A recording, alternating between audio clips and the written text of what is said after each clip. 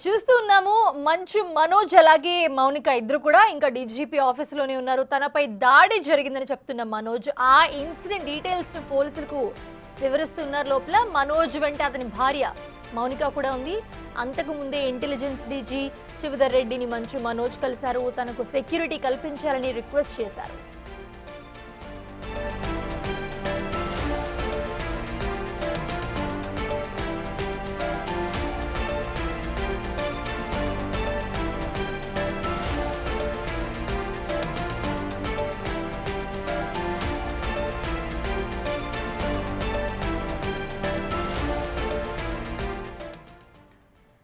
ఇది అంశానికి సంబంధించి మరిన్ని అప్డేట్స్ అందించడానికి మా ప్రతినిధి సురేష్ జాయిన్ అవుతున్నారు. సురేష్, చూస్తున్నాము డీజీపీ ఆఫీస్కి వెళ్లారు మంచు మనోజ్ అలాగే మౌనిక సెక్యూరిటీ కల్పించాలని చెప్పి. సో ఏం జరుగుతుంది అక్కడ?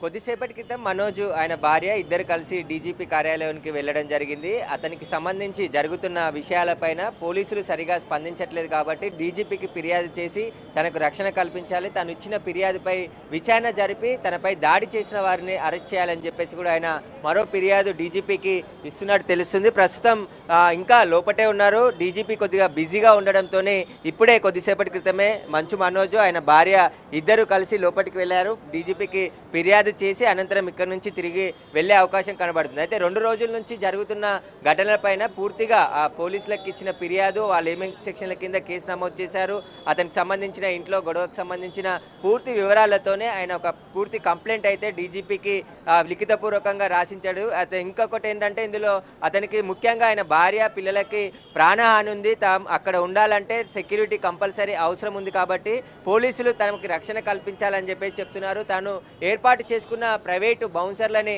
మంచు విష్ణుకు సంబంధించిన బౌన్సర్లు మోహన్ బాబు అక్కడి నుంచి బయటికి పంపించేస్తున్నారు కాబట్టి ఖచ్చితంగా తనకు పోలీసుల తరపున రక్షణ కావాలని చెప్పేసి కూడా ఆయన డీజీపీ దృష్టికి తీసుకెళ్ళినట్టు తెలుస్తుంది. ప్రస్తుతం ఇంకా మంచు మనోజ్ ఆయన భార్య డీజీపీ కార్యాలయంలోనే ఉన్నారు. అక్కడ ఫిర్యాదు ఇచ్చిన తర్వాత బయటకు వచ్చి మీడియాతో మాట్లాడతారా లేదంటే ఇక్కడ నుంచి నేరుగా జల్పల్లిలోని నివాసానికి వెళ్తారా అనేది కూడా ఇంకా క్లారిటీ లేదు. ఖచ్చితంగా ఉదయం నుంచి కూడా, ఎందుకంటే ఉదయం ఇంట్లో నుంచి తమ సెక్యూరిటీ సిబ్బందిని బౌన్సర్లని బయటికి పంపించేసిన తర్వాత మంచు మనోజ్ ఆయన నివాసం నుండి నేరుగా నార్సింగ్లోనే ఆయన కార్యాలయానికి రావడం జరిగింది. అక్కడే 3:30 వరకు అక్కడే ఉన్న తర్వాత ముందు ఇక్కడ లక్డీ కపూర్కి వచ్చి ఇంటెలిజెన్స్ డీజీ శివధర్ రెడ్డిని కలిశారు. తనకి ప్రాణహాని ఉంది కాబట్టి సెక్యూరిటీ వింగ్కి సంబంధించి డీజీగా ఉన్నారు కాబట్టి ఆయన ఇంటెలిజెన్స్ వాళ్ళే ఒకవేళ గన్మెన్స్ అవసరమైతే ఆయనకి అరేంజ్ చేస్తారు కాబట్టి ఆయనకి ఒక ఫిర్యాదు చేయడం జరిగింది. ప్రస్తుతం డీజీపీకి జితేందర్కి ఆయన ఫిర్యాదు చేస్తున్నాడు దానికి సంబంధించి. ఎందుకంటే పోలీసులు ఈరోజు వచ్చిన సమయంలో తనకి సంబంధించిన బౌన్సర్లందరినీ ఇంట్లో నుంచి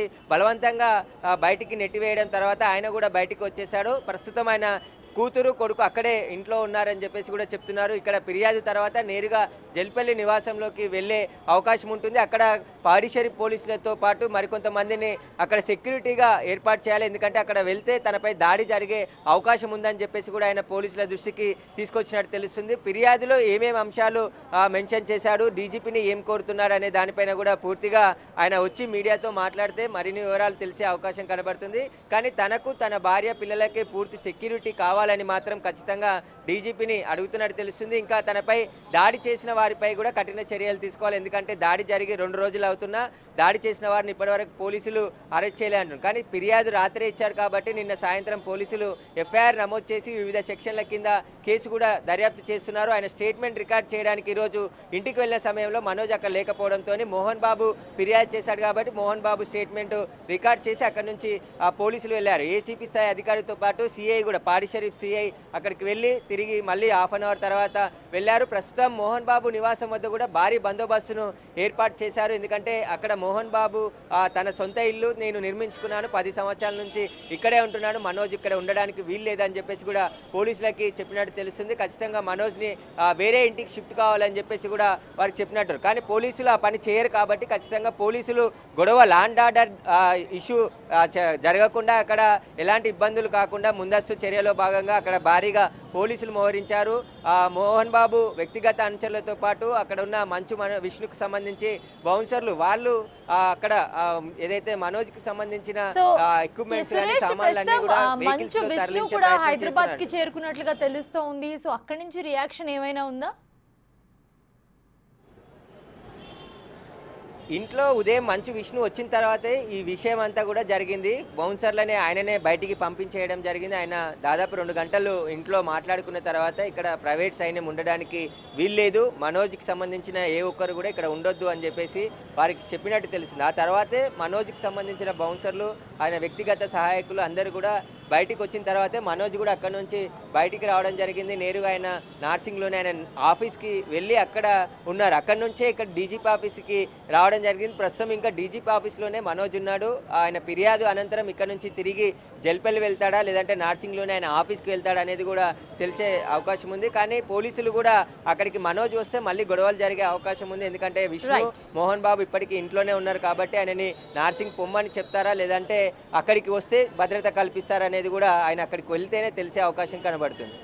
రైట్, థ్యాంక్స్ ఫర్ ద